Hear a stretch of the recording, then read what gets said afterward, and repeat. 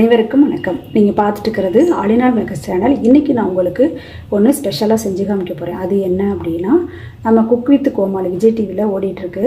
அந்த cook with Comali season 3ல் இப்போ தர்ஷன் செஞ்ச நம்ம ஊர் திராம்சு அதுதான் நான் உங்களுக்கு செஞ்சு காமிக்க போகிறேன். ரொம்ப டேஸ்ட்டாக நல்லா இருக்குது.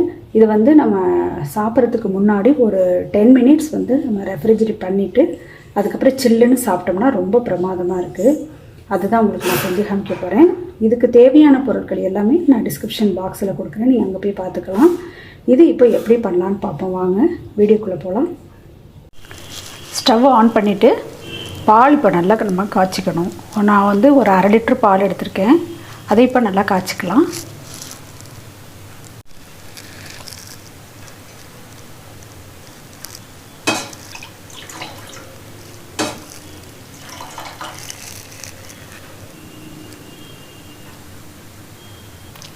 பால் இப்போ நல்லா காஞ்சிருக்கு, பொங்கி வருது. இந்த சமயத்தில் 1 டீஸ்பூன் நான் லெமன் ஊற்ற போகிறேன். நீங்கள் வேணால் வினிகர் வேணாலும் சேர்த்துக்கலாம், லெமன் வேணாலும் சேர்த்துக்கலாம்.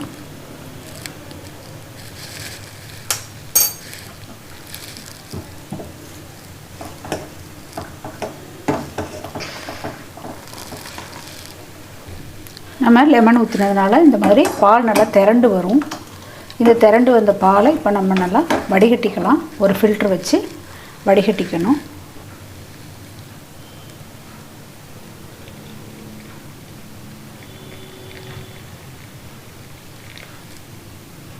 இது சின்ன ஃபில்டராக இருக்கனால நான் கொஞ்சம் கொஞ்சமாக ஊற்றி வடிகட்டிக்கிறேன். இந்த மாதிரி ஃபுல்லாக ஃபில்ட்ரு பண்ணியாச்சு. இப்போ இந்த துணியை எடுத்து ஒன்றா சேர்த்துட்டு மறுபடியும் அதில் உள்ள தண்ணியை கொஞ்சமாக பிழிஞ்சு எடுத்துக்கலாம்.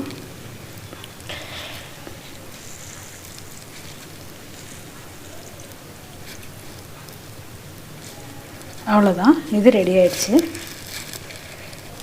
ஒரு மிக்ஸி ஜார் எடுத்துகிட்டு நம்ம ஃபில்ட்ரு பண்ண அந்த க்ரீமியை இதில் சேர்த்துக்கலாம்.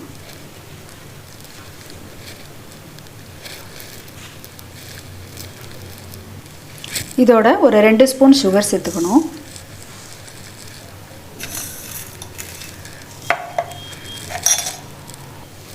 அடுத்தது 1 டேபிள் ஸ்பூன் ஆயில் சேர்த்துக்கலாம்.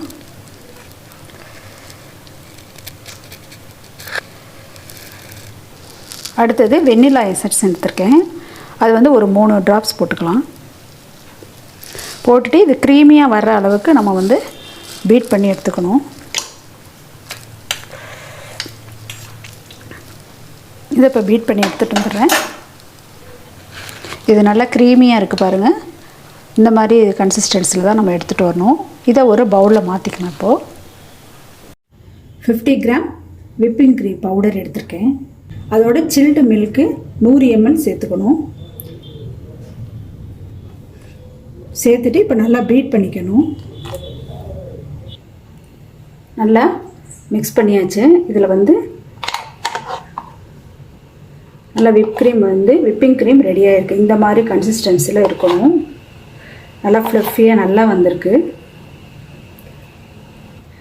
நாம் ஏற்கனவே ரெடி பண்ணி வச்சுருந்த மில்க் க்ரீம், அந்த சீஸ் இது பண்ணி நம்ம எடுத்தோம்ல, அந்த மாதிரி க்ரீம் மாதிரி பண்ணோம்ல, அதோட நம்ம என்ன செய்யணும், இப்போ விப்பிங் க்ரீமை இதில் சேர்த்துட்டு மிக்ஸ் பண்ணிக்குவோம். நல்லா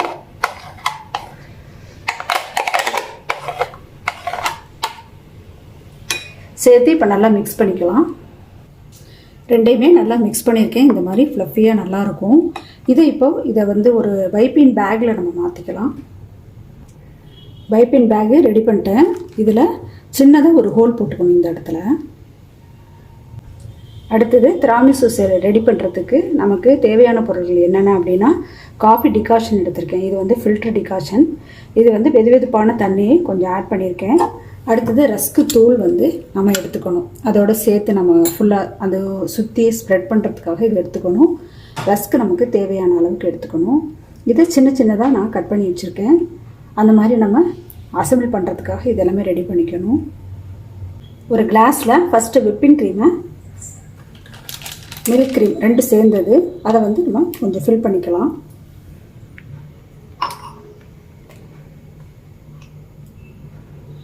அப்படியே சுற்றி இந்த மாதிரி செஞ்சோம்னா அழகாக இருக்கும் பார்க்குறதுக்கு.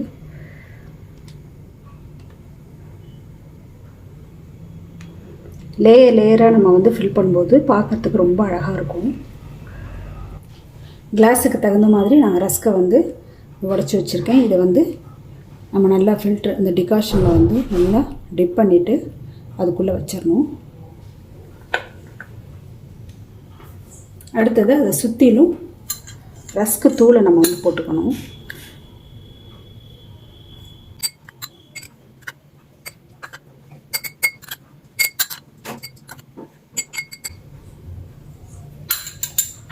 நெக்ஸ்ட்டு மறுபடியும் விப்பிங் க்ரீமை ஃபில் பண்ணிக்கலாம். க்ரீம் சேர்த்தாச்சு. அடுத்தது நம்ம வந்து ஃபில்டரில் டிப் பண்ணியிருக்கிற ரஸ்க் அதையும் வச்சுக்கலாம்.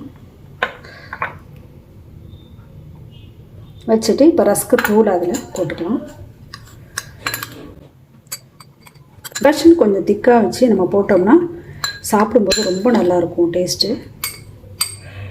இது நல்லா ஈக்குவலாக நம்ம வச்சுக்கணும். மறுபடியும் நாம் க்ரீமை இதில் சேர்த்து ஆட் பண்ணிக்கலாம்.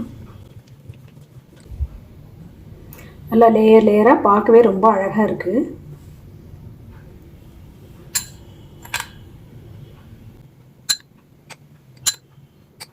ஃபுல்லாக ஃபில் பண்ணியாச்சு. இதுக்கு மேலே கொஞ்சம் இடம் இருக்குது. இதில் வந்து நம்ம க்ரீமை ஃபில் பண்ணிக்கலாம். இதில் க்ரீமையும் ஃபில் பண்ணிட்டேன். இதில் கொக்கோ பவுடர் மேலே தூவி நம்ம கார்னிஷ் பண்ணியிருக்கேன்.